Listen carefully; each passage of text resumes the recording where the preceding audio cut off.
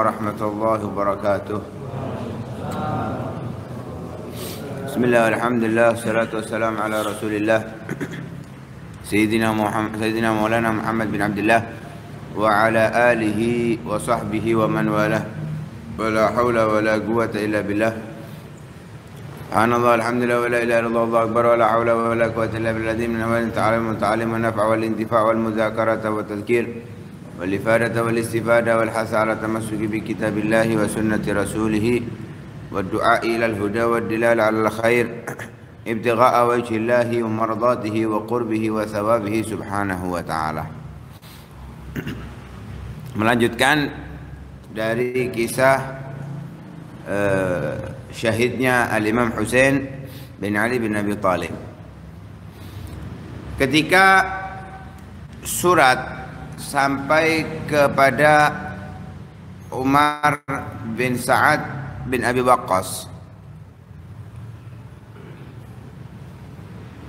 dia langsung memerintahkan bala tentara untuk naik kendaraannya masing-masing, dan itu terjadi setelah asar. Dia juga mengkabarkan kepada Husain tentang apa yang datang kepadanya dari perintah Ibn Ziyad untuk berperang. Tapi Imam Husain minta diundur sampai besok harinya.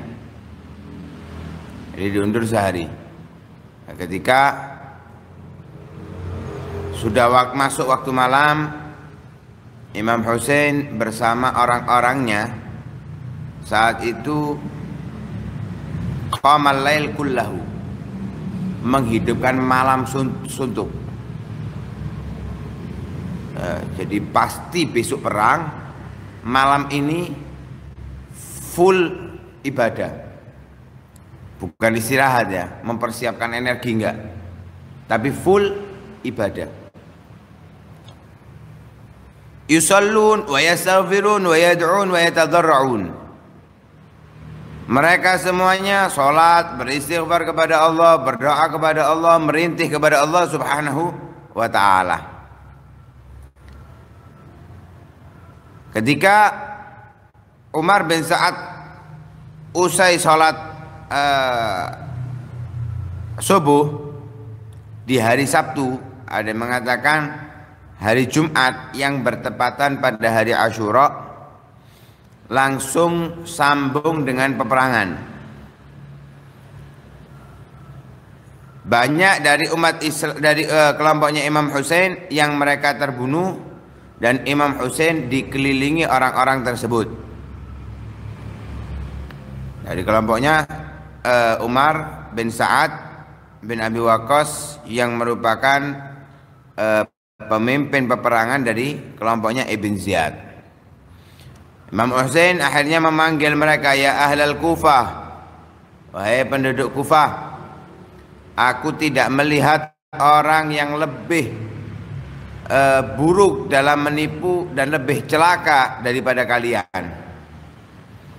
Al-wail thumma al-wail, celaka kalian. Kalian meminta bantuan kepada kami datang.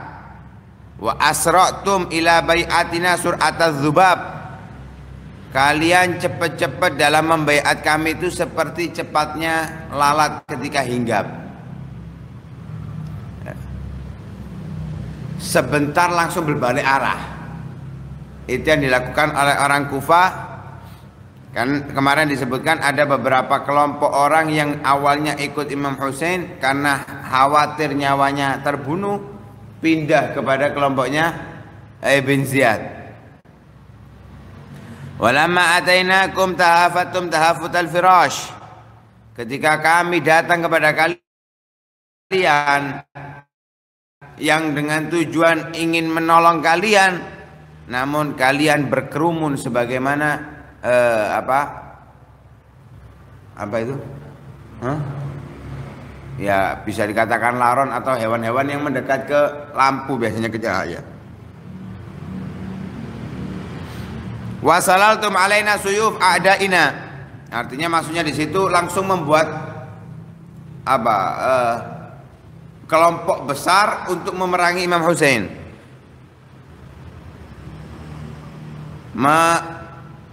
Menyabetkan pedang kepada kita seperti musuh-musuh Islam. Wala dzambin lana wala dzambin minna kana ilaikum. Kami juga enggak punya dosa, enggak punya salah pada kalian. Ala la'natullahi 'alal zalimin. Hai penduduk Kufa, bukankah laknatnya Allah itu akan diberikan kepada orang-orang yang zalim? Ketika menyalai seseorang yang enggak punya salah dengan kita, itu adalah perbuatan zalim. Lah, laknatnya Allah diberikan kepada orang yang zalim. Akhirnya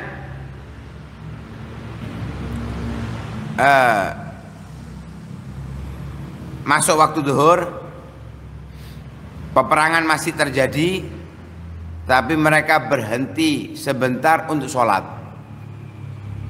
Ya, bodoh Islami. Ya, kelompoknya Imam Husain Muslim, kelompoknya Ibn Ziyad Muslim. Waktunya sholat ya sholat mereka. Tapi setelah sholat kembali lagi. Akhirnya terbunuh kebanyakan orang yang ada di dalam kelompoknya Imam Husain. Banyak yang terbunuh saat itu. Wa haraba baina yadayhi Yazid bin al-Harith. Di hadapan Imam Husain juga ada dari kelompoknya Imam Husain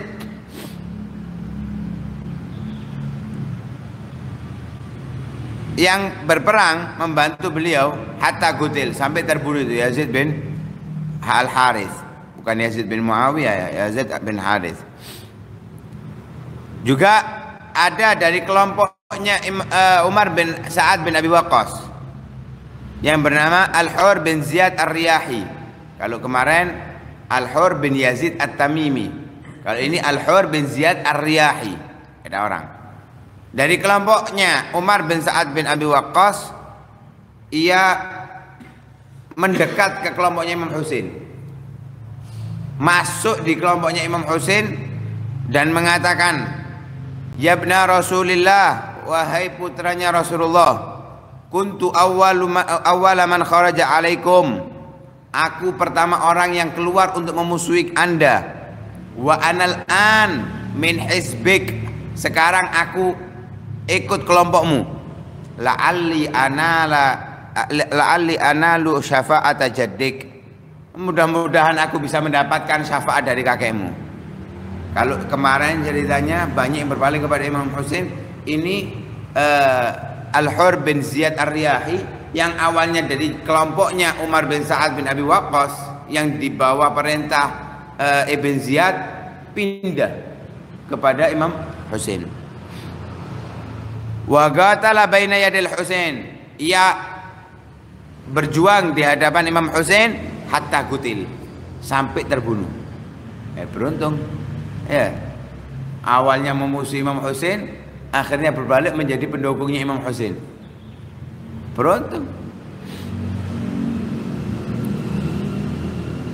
Wa baqiya al-Husain wahdah, hanya tersisa Imam Husain, semuanya sudah terbunuh dari orang laki-lakinya. Dari orang laki-lakinya semua terbunuh. Yugatilhum, nggak mundur ya, walaupun tinggal seorang, sebagaimana yang disebutkan di awal cerita, beliau adalah orang yang sangat gagah berani ya, walaupun sendiri menghadapi bukan puluhan orang, ratusan bahkan ribuan orang, tetap berjuang, nggak terus berhenti menyerah, nggak mengibarkan bendera putih, nggak, tetap ila an adkhanuhu bil jirah, sampai mereka banyak melukai al-Imam Husain. Wa ghalaba 'alail 'atash, Imam Husain sangat kehausan, ila an saqata ila al-ard, sampai jatuh, saking hausnya sampai jatuh. Wa darabahu rajulun min Kandah, ada satu orang dari Kandah memukul kepalanya Imam Husain bisayf dengan pedang. Fa'admah, sampai mengeluarkan darah. Fa'akhadha al-Husain damahu biyadihi, diambil darah yang ada di kepalanya dengan tangannya, wasabbahu fil ard, dibuang di bumi. Wa qala, beliau mengatakan, Allahumma in kunta habastan nasra anna minas sama' faj'al dzalika lima huwa khairun lana. Ya Allah, bila engkau tunda, bila engkau halangi pertolongan kepada kami dari langit, maka jadikan itu untuk sesuatu yang lebih baik daripada pertolongan. Ya, artinya gini, kalau engkau enggak membantu kami ya Allah, ya jadikan pemberianmu itu yang lebih baik untuk kami daripada pertolonganmu tersebut.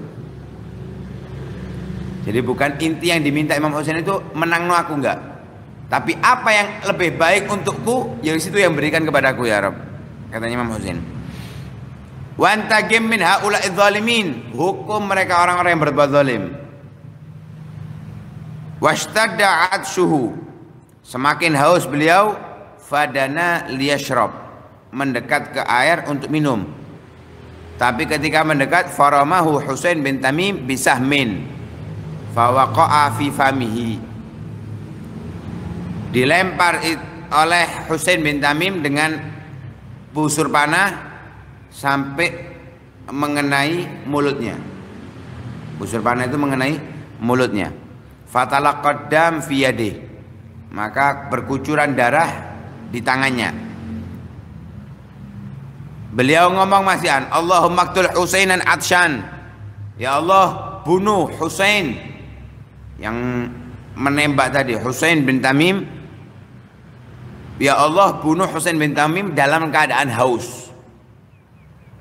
Dikatakan oleh Al-Allamah Al-Ajhuri, itu Husain bin Tamim mendapatkan musibah panas di perutnya, dingin di punggungnya. Dari doanya Imam Husain, Husain bin Tamim itu perutnya panas, punggungnya dingin, sehingga ia meletakkan di perutnya es dan kipas angin. Kipas angin itu listrik ya, maksudnya dikipasi terus, dan meletakkan di punggungnya kayak open gitu, untuk mendinginkan. Dan ia teriak-teriak dari kepanasan dan haus serta kedinginan. Yo kademen, yo kepanasan, ya haus. Ya, kalau ngreges kan badannya dingin, dalamnya ngerasa panas. Badannya panas tapi ngerasa kedinginan. Mending sian. Kalau ini enggak, sini panas, belakang dingin. Bukan kroso satu badannya panas tapi kroso dingin, tapi ini kroso panas ya kroso dingin dan kehausan.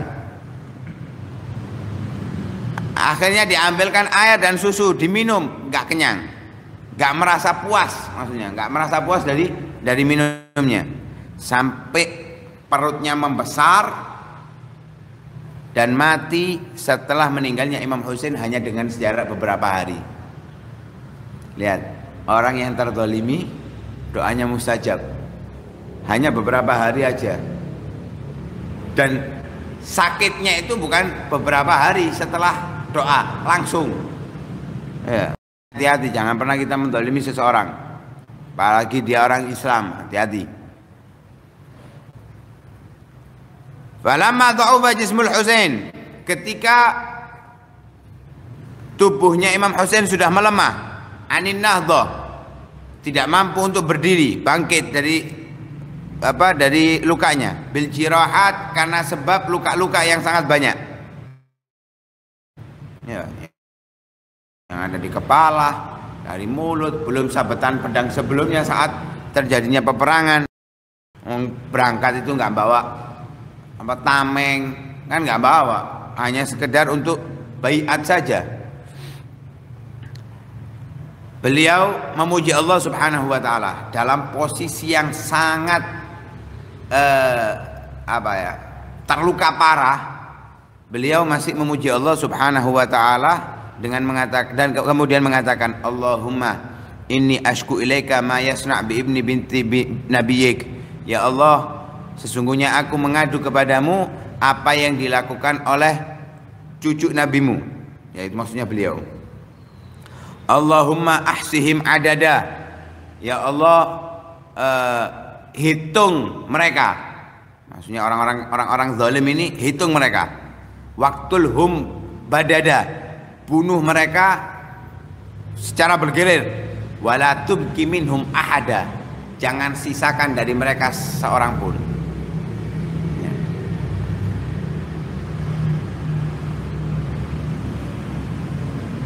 Lah saat itu sudah sangat parah dan nggak mungkin beliau berdiri untuk melanjutkan peperangan. Orang-orang yang dari tadi memerangi beliau, a'radun nas an qatil Husain. Semuanya nggak ada yang mau untuk membunuh Sayyidina Husain. Waktu masih bisa berdiri, siap memerangi. Tapi ketika sudah terlumpuhkan, ibaratnya tinggal membunuh dengan mudah, nggak ada yang berani. Semuanya berpaling. Setiap orang dari mereka menginginkan orang lain yang melakukan hal tersebut. Akhirnya Syammar bin Diljushan yang mengirim surat dari Ibn Zaid kepada Umar bin Sa'ad bin Abi Waqqas, menyerukan dan memberikan perintah, madza tandurun uqtuluh thaqilatkum ummukum. Apa yang kalian tunggu? Bunuh dia. Apakah itu karena kasihan yang ada dalam diri kalian? Akhirnya mereka semuanya mengelilingi Imam Husain dan dipukul, disabet dengan pedang oleh Sur'ah bin Syarik At-Tamimi, tangannya yang kiri dari Imam Husain. Kemudian Sinan bin Atsan An-Nakhai menombak dengan tombak, menusuk dengan tombak. Syammar bin Diljushan turun dari kudanya menyembelih Imam Husain, dibantu oleh Khawli bin Yazid al-Asbahi dari Himyar, dan dipotong kepalanya oleh Imam Husain. Kemudian dipotong kepalanya. Lah, setelah selesai itu semuanya, dibawa kepada Ubaidullah bin Ziyad. Ibn Ziyad dibawa ke Kufah, diberikan kepada Ibn Ziyad. Kemudian Ibn Ziyad mengatakan, uwakkiru rikabi fiddatan wa dhahaban. Aku hiasi tungganganku emas dan perak. Inni qataltul malikal muhajjaba. Aku sesungguhnya membunuh raja yang terlindungi. Qataltu khairan nasi umman wa aba. Aku membunuh orang yang orang tuanya sebaik-baik manusia. Jadi tahu ini orang mulia tapi dibunuh. Wa khairuhum idyunsabuna nasaba.